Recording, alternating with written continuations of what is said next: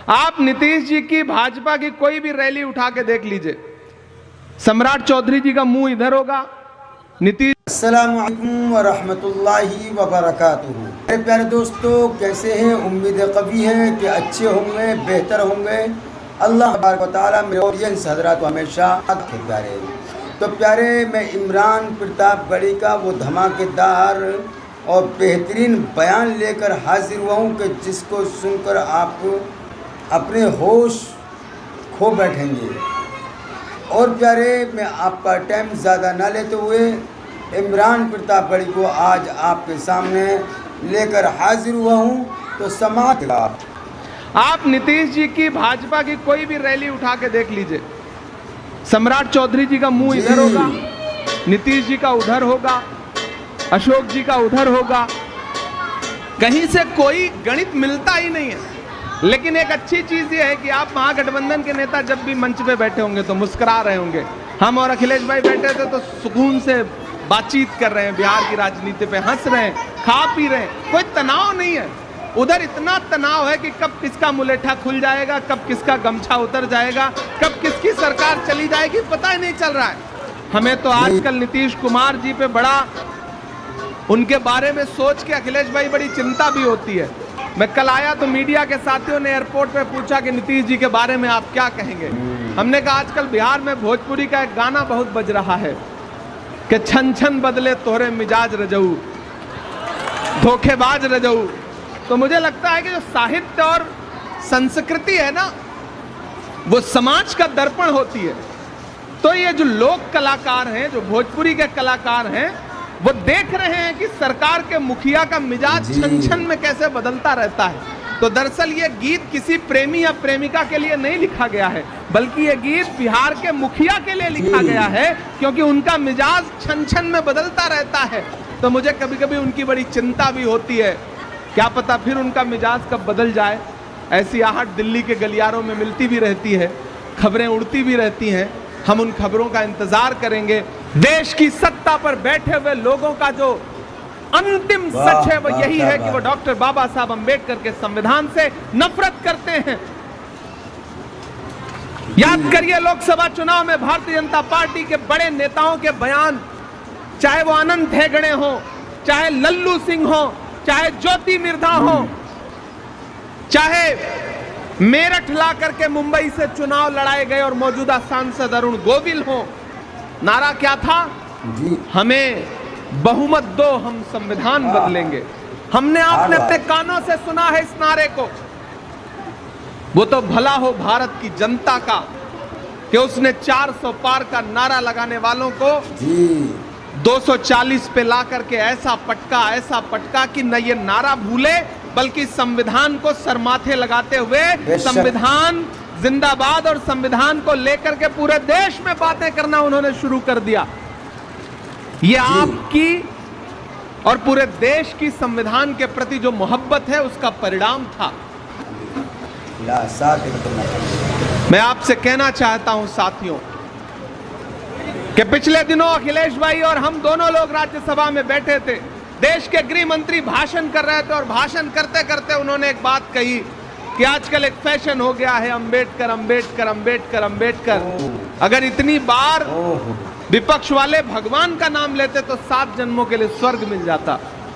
ये एक अहंकार की भाषा थी जिसका पूरी कांग्रेस पार्टी ने मजबूती के साथ वहां विरोध किया, और विरोध करने के बाद संसद के बाहर, संसद परिसर में भी विरोध किया, और उसका परिणाम ये रहा कि देश के गृह मंत्री को माफी मांगनी पड़ी, देश के प्रधानमंत्री को एक दिन में 5-6 ट्वीट करने पड़े।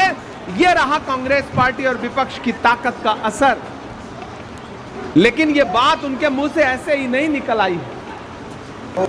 इसके पीछे जो एक पूरी सोच है, उस सोच को समझना पड़ेगा। जिन्हें तिरंगे से नफरत है, अपना झंडा प्यारा है, गांधी का कातिल अब भी जिनकी आंखों का तारा है, शर्मनाक इतिहास है जिनका अंग्रेजों से यारी का, वो अब हमको बांट रहे हैं सर्टिफिकेट गद्दारी का।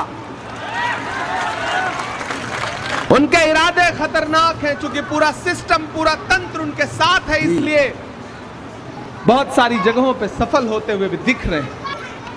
इसलिए हमारा आपका दायित्व तो बहुत बढ़ जाता है यहां मंच पर सैकड़ों की तादाद में पदाधिकारी और नेता बैठे हैं। मेरा मानना है कि मंच पर मौजूद लोग ही अगर आज से एकजुट होकर के ये सोच लें कि हमें नफरत वाली ताकतों के खिलाफ आज से लड़ाई शुरू करनी है।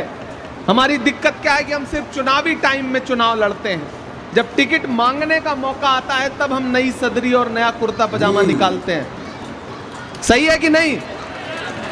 चुनाव पूरे 5 साल लड़ना पड़ेगा, नफरत के खिलाफ पूरे 5 साल लड़ना पड़ेगा। वो नफरत को फैलाने के इतने असंख्य हथियार हैं उनके पास। हम आप यहां भाषण कर रहे हैं, उनका पूरा एक आईटी सेल बैठा है। आपके कौन से बयान को कहां काट करके कहां पहुंचा दिया जाएगा आपको पता भी नहीं चलेगा। इस देश में तकरीबन 350 मिलियन लोग हैं जो फेसबुक यूज करते हैं, 450 मिलियन लोग हैं जो यूट्यूब यूज करते हैं, इंस्टाग्राम यूज करते हैं, और तकरीबन 563 मिलियन लोग हैं जो व्हाट्सएप यूज करते हैं। हमको आपको पता ही नहीं है कि सोशल मीडिया का कैसा दुरुपयोग करके आपके खिलाफ प्रोपेगेंडा चलाया जा रहा है, और हम अपनी दुनिया में मगन होकर के हमें लगता है कि नहीं, संविधान भी सुरक्षित है, लोकतंत्र भी सुरक्षित है, देश भी सुरक्षित है। उधर अमेरिका से हमारे बेटों को बेड़ी और हथकड़ी लगा करके देश में भेजा जा रहा है, और देश के प्रधानमंत्री नमस्ते ट्रंप का नारा लगा रहे हैं। हालात वैसे नहीं है जैसा आप समझते हैं। राहुल गांधी जी अपने भाषणों में हमेशा एक बात कहते हैं कि जब जेब कतरे को आपकी जेब काटनी होती है तो पहले आपका ध्यान भटकाता है और फिर आपकी जेब काट लेता है।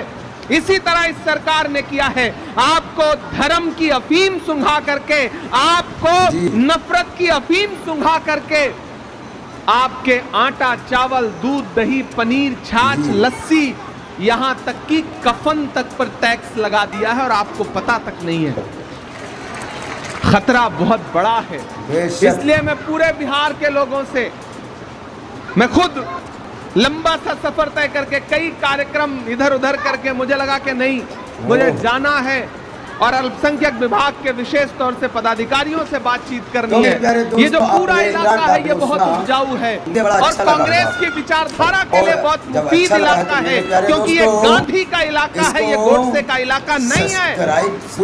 इसलिए अगर आप सबने प्रण लिया, किसी ने कहा है कि शेर जब तक अपनी कहानियां लिखना खुद नहीं सीखेंगे तब तक शिकारी अपनी कहानियों में खुद को महान बताते रहेंगे। इसलिए नरकटियागंज वालों, अल्पसंख्यक विभाग के पदाधिकारियों, हमारे महिला कांग्रेस की जो साथी हैं, हमारे यूथ कांग्रेस के जो साथी हैं, हमारे एनएसवाई के जो साथी हैं, सेवा दल के जो साथी हैं, हमारी मेन कांग्रेस की जो बॉडी है, उन सबसे मैं अनुरोध करता हूं कि अखिलेश जी हो, इमरान प्रतापगढ़ी हो, हम सारे लोग अपना 100% देने के लिए तैयार हैं। हर दिन आपके लिए जब भी आप कहेंगे हम उपलब्ध हैं, लेकिन आपको एक रोड मैप तो आने वाले दिनों के लिए बनाना पड़ेगा, तब आप लोकतंत्र और संविधान बचाने की लड़ाई को मजबूती से लड़ पाएंगे। मेरे भाई, यहां बड़ी तादाद में बुजुर्ग बैठे हैं, नौजवान साथी बैठे हैं, माएं बहनें बैठी हैं। महान बादशाह सिकंदर ने जब यूनान जीता ना, यूनान को जब फतेह किया तो जीत का जश्न मनाने के लिए शहर की सड़कों पर निकला, तो उसने देखा कि पूरा शहर तो जश्न मना रहा है, लेकिन एक फकीर आदमी सड़क के किनारे बेखबर होकर के सारे शोरगुल से चुपचाप सो रहा है। सिकंदर को गुस्सा आया, सिकंदर अपने घोड़े से उतर के उस सोते हुए फकीर के पास गया और गुस्से में उसे जोर की एक लात मारी और लात मार के कहा कि क्यों रे फकीर, मैंने शहर जीत लिया, यूनान फतेह कर लिया, लोग मेरे साथ जश्न मना रहे हैं और तू सो रहा है। उस फकीर ने उन्नीदी आंखों से सिकंदर की तरफ देखा और देख करके कहा कि शहर फतेह करना, शहर जीतना बादशाहों का काम है, लेकिन लात मारना गधे का काम है। लात तो हमको आपको भी मारी जा रही है ना पिछले कुछ वर्षों से।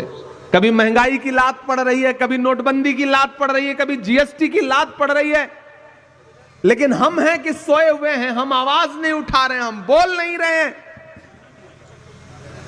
मैं राहुल गांधी का सिपाही हूं, अखिलेश भाई राहुल गांधी के सिपाही हैं, और हम सारे लोग राज्यसभा में देश की संसद में, सड़क से संसद तक जो लड़ाई लड़ रहे हैं, मल्लिकार्जुन खड़गे जी के निर्देश पर, सोनिया जी के निर्देश पर, प्रियंका जी के निर्देश पर, राहुल जी के निर्देश पर, उनके कंधे से कंधा मिलाकर के जो लड़ाई लड़ रहे हैं, उस लड़ाई में हम तब तक नहीं जीत सकते जब तक आप हमारे साथ नहीं खड़े होंगे। आपका साथ होना बहुत महत्वपूर्ण है। आप बहुत जरूरी लोग हैं। हम यहां 3-4 फीट ऊपर मंच पर बैठे हैं और आप नीचे 4 फीट बैठे हैं, तो इसका यह मतलब नहीं कि आपका अस्तित्व जो है वो कमतर है। मैं तो यह मानता हूं कि जैसे 2 तराजू है, एक आप हैं, एक ये इस तरफ है, और ये तराजू का एक पलड़ा थोड़ा सा ऊंचा है, आप नीचे हैं, तो इसका यह मतलब नहीं कि आप कमतर हैं। आप ज्यादा महत्वपूर्ण लोग हैं, क्योंकि तराजू का वही पलड़ा नीचे होता है, झुका होता है, जिसमें वजन ज्यादा होता है। आप दोस्तों, आपने इमरान प्रतापगढ़ी को सुना, वाकई में दिल छूने वाली बातें इमरान प्रतापगढ़ी ने बोली है। अगर आपको बेहतर लगती हो मेरे प्यारे दोस्तों ये बातें, तो ज़रा जमा कर और दबा कर अपने दोस्तों में, अपने यारों में, अपने पड़ोसियों में, अपने भाइयों में शेयर कर दीजिएगा प्यारे। और अगर मुझ नाचीज़ को फेसबुक पर, इंस्टाग्राम पर देख रहे हैं तो वहाँ भी फॉलो कर दीजिएगा, और यूट्यूब पर अगर देख रहे हैं तो मेरे प्यारे आप नाचीज़ को बिना सब्सक्राइब करे ना छोड़िएगा। आपसे इतनी ही गुजारिश करता हूँ कि मेरी हौसला अफजाई के लिए आप लाइक और कमेंट भी ज़रूर कीजिएगा दोस्तों। अल्लाह तबारक व तआला मेरे औलिया हज़रात को हमेशा शाद और आबाद रखे। अस्सलामु अलैकुम व रहमतुल्लाहि व बरकातुहू।